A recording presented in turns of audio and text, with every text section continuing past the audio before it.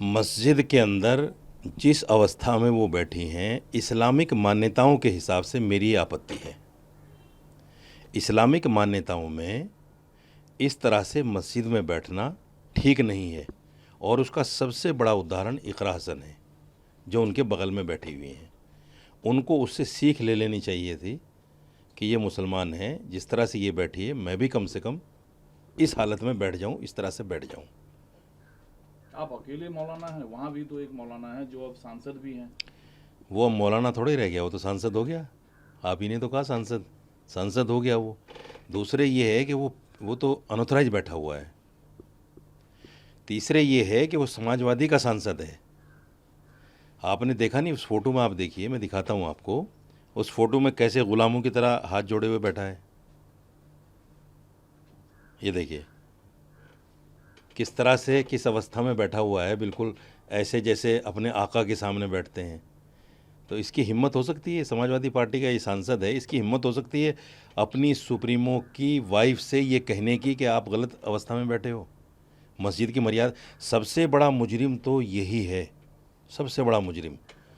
एक तो इसलिए मुजरिम है कि ये अनऑथराइज बैठा है, इसने अपना शक्ति प्रदर्शन करने के लिए अखिलेश यादव को, डिम्पल यादव को वहाँ पे बुलाया है, ताकि लोग मेरी ताकत को पहचान सकें, जो लोग उसको निकालने के पीछे पड़े हुए हैं वहाँ से कि मेरी पहुँच कहाँ तक है। अखिलेश यादव मेरी एक बात पर आ सकते हैं। दूसरी बात ये, मैं तो उसको मौलाना इसलिए नहीं मानता कि अगर वो मौलाना होता तो इस्लामिक मान्यताओं को सामने रखते हुए वो तुरंत टोकता, और वो ये कहता कि अखिलेश यादव जी, मस्जिद दुनिया की बातें करने के लिए नहीं है, चलो अगर बातें करनी है तो हम अपने रूम में बैठते हैं। उसका मकान भी 5 स्टार से कम नहीं है, जो मकान उसने बनाया है उसमें टीवी वीवी सब कुछ लगे हुए हैं, बैठने का अलग से हॉल है, उसमें चेयर वगैरह सब पड़ी हैं, टॉयलेट में उसमें लाखों रुपए लगा रखे हैं, तो वो वहाँ भी बैठ सकते थे। लेकिन उसके अंदर हिम्मत नहीं थी। जब अखिलेश यादव बैठ गए तो उसको वहीं चाय लानी पड़ी, वहीं उनको नाश्ता कराना पड़ा, और वहीं बैठकर बात करनी पड़ी, जो इस्लाम के बिल्कुल खिलाफ है। बट ये एक डेमोक्रेटिक कंट्री है, इस देश का अपना एक फ्रीडम है, महिलाओं को चॉइस है कपड़ा क्या पहनना है नहीं पहनना है, ये आप डिसाइड कर रहे हैं। ये सीधे तौर पर महिलाओं के अधिकारों का हनन, और जिन शब्दों का आप इस्तेमाल कर रहे हैं वो ठीक है? इसी लोकतंत्र में एक संविधान है हमारा। संविधान ये कहता है कि हर धर्म की अपनी मान्यताएं हैं, उन मान्यताओं को मानना, उनका प्रचार प्रसार करना, इस लफ्ज़ पे गौर कीजिए आप, प्रचार प्रसार करना, ये भी मेरे मौलिक अधिकारों में से आता है। तो मैंने उसी का तो प्रचार किया है जो मेरा संविधान मुझे कहता है। कि मेरा संविधान मुझे ये कहता है कि अपने धर्म के अकॉर्डिंग अगर कोई आदमी अनादर कर रहा है मस्जिद का, तो उसको आप कहिए कि ये अनादर कर रहे हैं आप। मैंने यही तो कहा कि आप अनादर कर रहे हैं। काफ़ी शब्दों को तो दिखाया चलाया जा रहा है, ये नंगा शब्द इस्तेमाल करना कितना जायज़ है? देखिए, नंगा शब्द कोई इतना आपत्तिजनक नहीं है, क्योंकि समाज में भी ये लफ्ज़ बोल दिया जाता है। अब जो लड़कियां शॉर्ट पहन के चलती हैं, हर कोई उनको देख के बोल देता है नंगी जा रही हैं, हालांकि वो बिल्कुल नंगी नहीं होती, लेकिन बोल दिया जाता है कि नंगी जा रही हैं। तो इसका मतलब वो नंगी थोड़ी होती हैं। अगर मैंने नंगा शब्द बोल दिया, मेरा मकसद ये है कि धर्म के हिसाब से जहाँ वो बैठी हुई थी वहाँ सर पे पल्लू होना चाहिए था, उनका पूरा कवर होना चाहिए था जिसमें।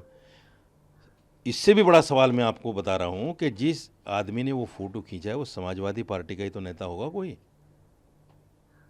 उसी ने तो सोशल मीडिया पे डाला है जानबूझ के कि इस पर बात होगी। किसको भड़काने के लिए, किसको अपमानित करने के लिए? मुसलमानों को जलील करने के लिए, मुसलमानों को अपमानित करने के लिए, और मुसलमानों को ये दिखाने के लिए, बेवकूफ़ो जाहिलो, तुम्हारा वोट लेकर हम जो है पार्लियामेंट पहुंचते हैं, हम एमपी बनते हैं, हमारे 35-36 एमपी आते हैं, हम नहीं समझते तुम्हें कुछ भी। देखो तुम्हारा एमपी भी हाथ जोड़े बैठा है, और हम तुम्हारी मस्जिद में बैठकर सियासी मीटिंग कर रहे हैं, जो करना हो कर लो। ये जानबूझकर तो मुसलमानों को जलील करने के लिए ऐसा किया गया है। पूरा समाज गुस्से में है। कुछ लोग कह देते हैं, कुछ लोग कह नहीं सकते, घूट पी जाते हैं। अब देखिए, मैंने बोला तो मेरे खिलाफ एफआईआर हो गई। जो हिंदू धर्मगुरु खड़े होकर मुसलमानों को विधर्मी, मलेच, इनसे कारोबार ना करो, इनको दुकान किराए पर न दो, इनको मकान किराए पर न दो, जो इस तरह के वर्ड, इस तरह के शब्द बोलते हैं, उन पर एफआईआर नहीं होती, क्योंकि वो उनके मतलब के वर्ड हैं। तो किसने करा दिया एफआईआर? सपा के नेता ने कराया है। अब उनसे आप पूछिए कि परसों से जो लोग मुझे माँ बहन की गालियाँ दे रहे हैं, मेरी बच्ची तक का बलात्कार करने की बात कर रहे हैं, मुझे जान से मारने की लोकेशन मुझसे मांग रहे हैं कि लोकेशन दे दो, तुझे वहीं आके मारेंगे, तो क्या ये अमर्यादित, ये मर्यादित है? कि अखिलेश यादव थोड़ी करवा रहा है। अखिलेश यादव करवा रहे हैं। अगर समाजवादी पार्टी का कोई कार्यकर्ता फ़ोन कर रहा है तो वो अखिलेश यादव ही कर रहा है। क्या फ़ोन कॉल्स आ रहे हैं? यही आ रहे हैं, माँ बहन की गालियाँ, बच्ची के साथ गलत काम काम करने की धमकी, मुझसे लोकेशन मांग रहे हैं कि तुम्हें मार देंगे जान से। तो पूरे देश के मौलानाओं की ठेकेदारी सिर्फ आपके पास है? नहीं, इस्लाम की ठेकेदारी मेरे पास है। पूरे देश के मौलानाओं को तो नहीं मैं जानता कि उनके अंदर मर्यादा बची है कि नहीं बची है। जैसे मुहिबुल्लाह नदवी के अंदर मर्यादा नहीं है, वो सांसद क्या बन गया, गुलाम बन गया पार्टी का, उस इस्लाम की मान्यताओं को भूल गया, तो मैं तो भाई मान्यताओं को याद दिलाऊंगा उनको।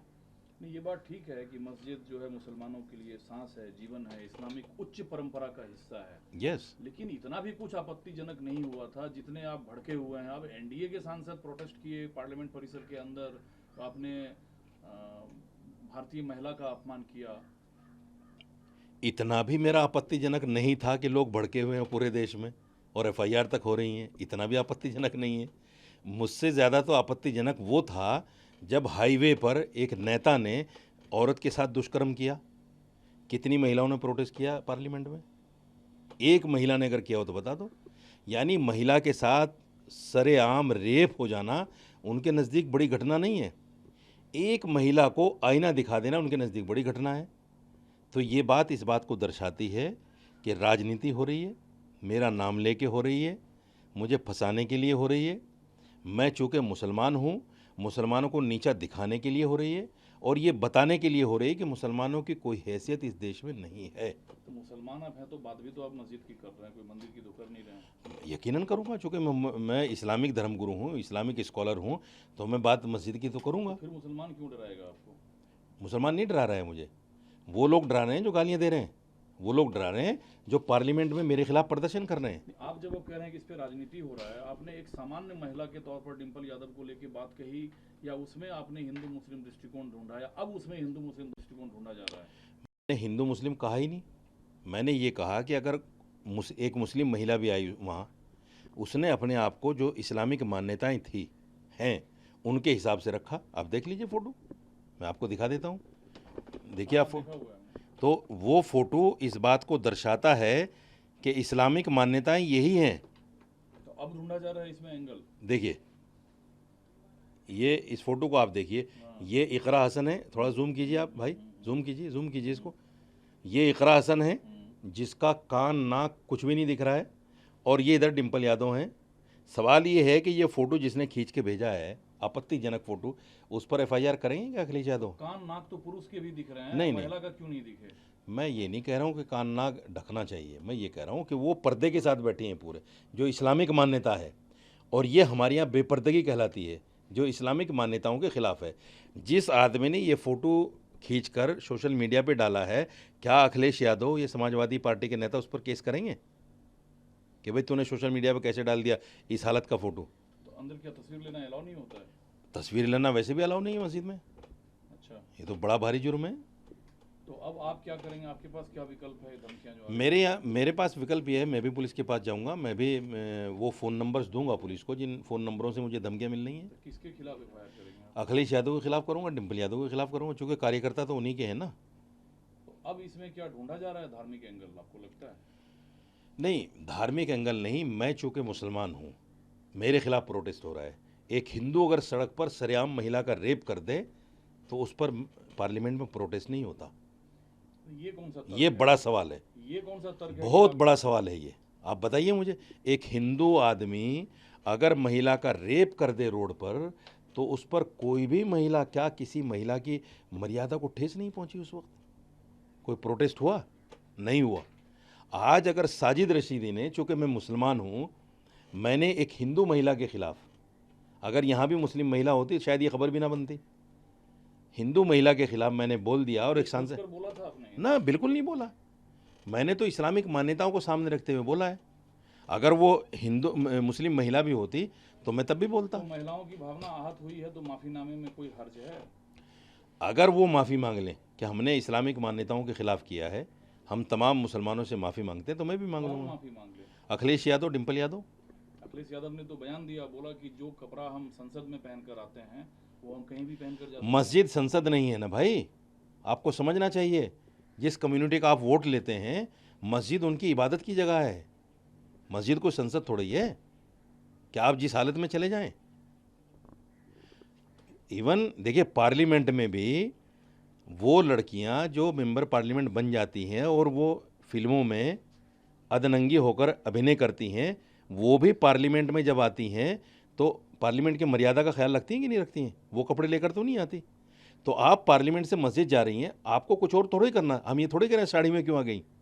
आपको सिर्फ सर पे पल्लू रखना था और अपने आप को ढक लेना था मस्जिद की मर्यादाओं के हिसाब से। तो आपने कोई समर्थन जुटाई इसको लेकर मौलानाओं के बीच, या अकेले आपने ये? इस्लामिक मान्यताओं को रखने के लिए, उन पर बोलने के लिए मुझे समर्थन की ज़रूरत भी नहीं है। जिसको लगता है कि मैंने सही बोला है वो मेरे फेवर में आएगा, और बहुत सारे लोगों